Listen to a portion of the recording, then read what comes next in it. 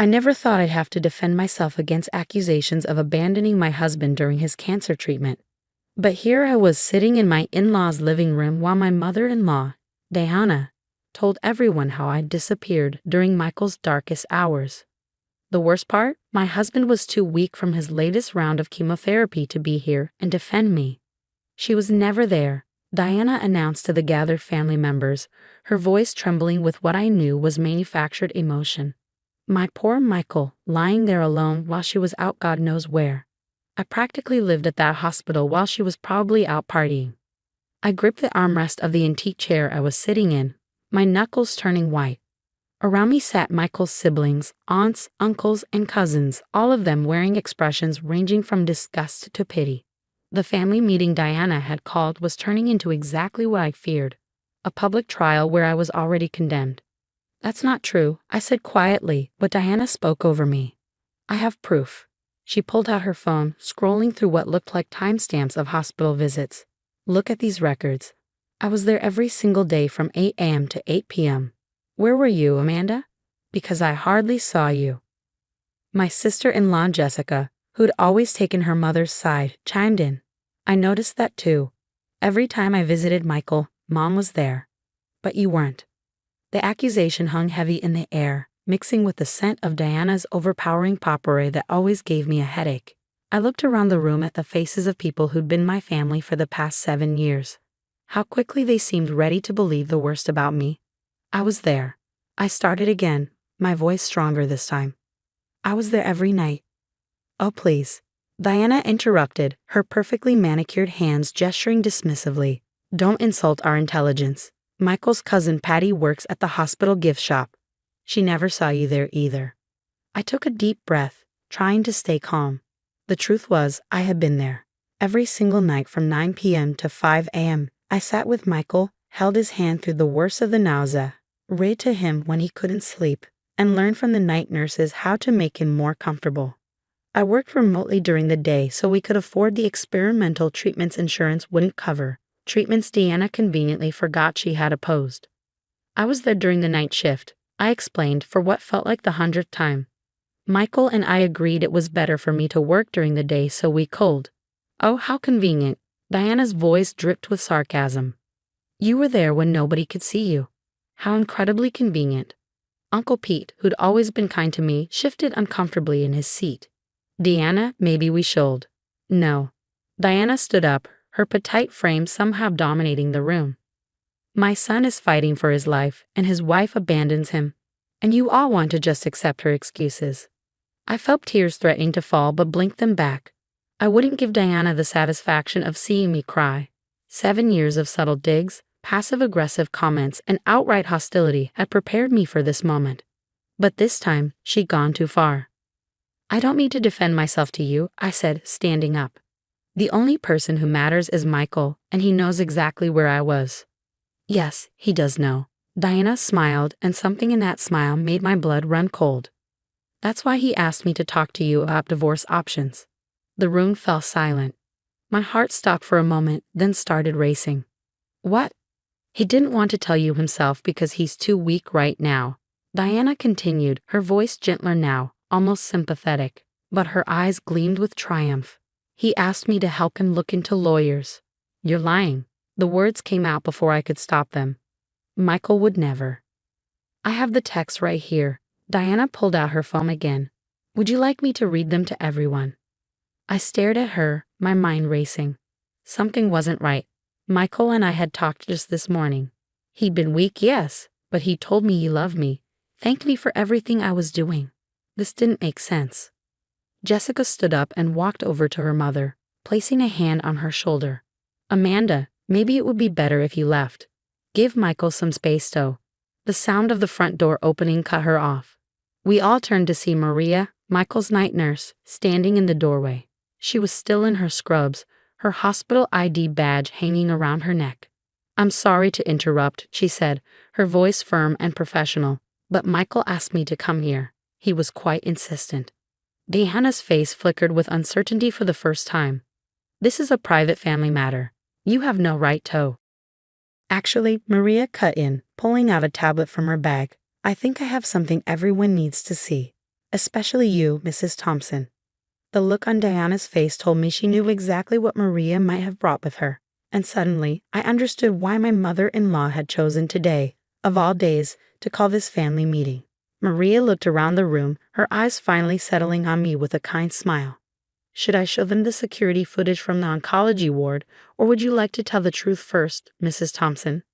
Diana's face drained of color as Maria connected her tablet to the large TV mounted on the wall.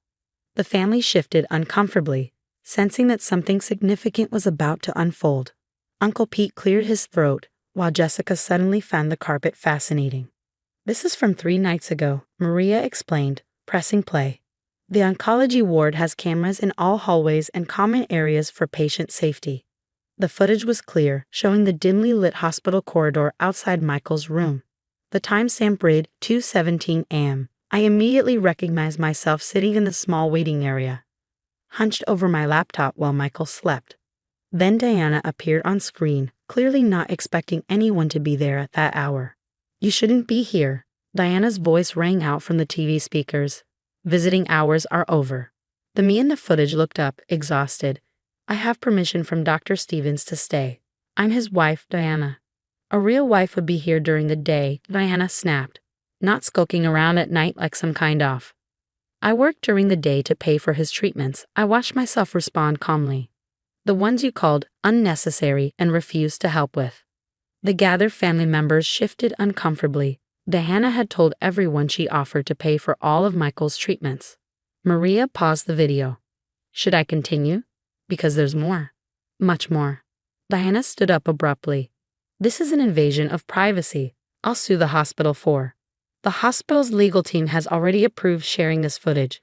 Maria cut in smoothly. At Michael's request, shall we continue? Without waiting for a response, she pressed play again.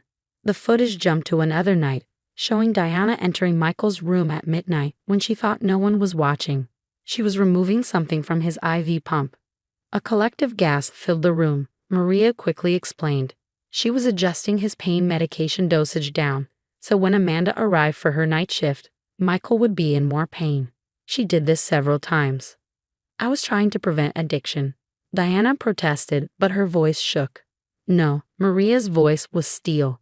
You were trying to make Amanda look incompetent. We have footage of you telling Michael the next morning that Amanda must have tampered with his medication because you'd fixed it the day before. Jessica stood up, moving away from her mother. Mom, how could you? But Maria wasn't finished. She pulled up text messages on the tablet. These are the actual messages from Michael's phone, not the doctored ones you showed earlier. The messages appeared on screen. Michael, Mom, stop telling everyone Amanda isn't here. She's here every night. Diana, I'm trying to protect you. She's probably seeing someone else during the day. Michael, that's ridiculous. She's working to pay for my treatments. Treatments you called a waste of money. Diana, don't you see? She's poisoning you against me, my own son. More messages followed, showing Diana's increasing attempts to drive a wedge between us, including the fake divorce messages she created to show the family. Uncle Pete stood up, his face red with anger. Diana, what the hell were you thinking? You deliberately tried to break up your son's marriage while he's fighting cancer. I was protecting him. Diana's voice rose hysterically. She's not good enough for him. She never was. Always working, always too busy. Working to save his life. I finally erupted, years of pent-up frustration pouring out. While you were playing the devoted mother during convenient visiting hours, I was there every night. I was there when he couldn't stop throwing up at 3 a.m. I was there learning every medication, every procedure, working remotely from his room while he slept so we could afford the treatments you called wasteful. The room fell silent. Even Diana seemed to shrink under the weight of the truth. Maria stepped forward. There's one more thing everyone should see. She pulled up a final clip. It showed Michael, late at night, holding my hand while I slept in a chair beside his bed. He was stroking my hair, looking at me with such love it made my heart ache. She's my miracle, Mom. Michael's voice came through clearly as Diana entered the room. I don't know what lies you're spreading about her, but they stop now. Amanda is the only reason I'm still fighting. Do you understand? The footage ended, leaving the room in heavy silence. Diana stood alone now, everyone having moved away from her. Her perfect mask had crumbled, revealing the bitter, manipulative woman beneath. "I think," Uncle Pete said slowly, "we all owe Amanda an apology. And Diana, I think it's time for you to leave." Maria handed me a sealed envelope. "Michael asked me to give you this. He wanted to be here today. But—" I opened it with trembling hands, recognizing my husband's handwriting. "My dearest Amanda, I'm sorry I'm not strong enough to be there today, but I needed everyone to know the truth. Mom's lies stop now. You are my strength, my love, and my reason for fighting. I've asked Maria to show them everything. All my love. Michael." Looking up from the letter, I found the family staring at me with a mixture of shame and regret. Diana was quietly crying in the corner, but for once, no one was rushing to comfort her. 3 months have passed since that day in Diana's living room, and everything has changed. Michael's latest scans showed the experimental treatment was working. The tumors had shrunk significantly, but that wasn't the only healing taking place in our lives. I was arranging flowers in Michael's hospital room when Jessica arrived, looking uncomfortable but determined. It was her first visit since the revelation of Diana's deception.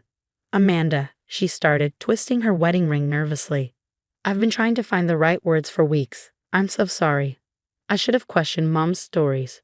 I should have noticed how she only showed up during the day, how she always had a convenient explanation for everything." I carefully placed the last sunflower in the vase. "You believed what you wanted to believe, Jessica. What your mother trained you to believe. That's no excuse," she whispered, tears forming in her eyes. "I watched her tear you down for years and I helped her do it. Michael must hate me." "I don't hate you, Jess." Michael's voice came from the bed. He was looking stronger every day, some color returning to his face. "But I need to know I can trust you, that you'll stand with us against Mom's manipulation." Jessica moved to his bedside, taking his hand. "I'm in therapy now," she admitted, trying to understand why I always enabled her behavior, why I never questioned her lies. She turned to me. "The night nurse, Maria, she told me how you learned every procedure, how you kept detailed notes about Michael's medication schedule. While I was believing Mom's lies, you were actually saving my brother's life." The door opened again, and Uncle Pete walked in with his wife, Susan. They'd become regular visitors, part of a support system that had reformed around us after Diana's lies were exposed. "How's our fighter doing today?"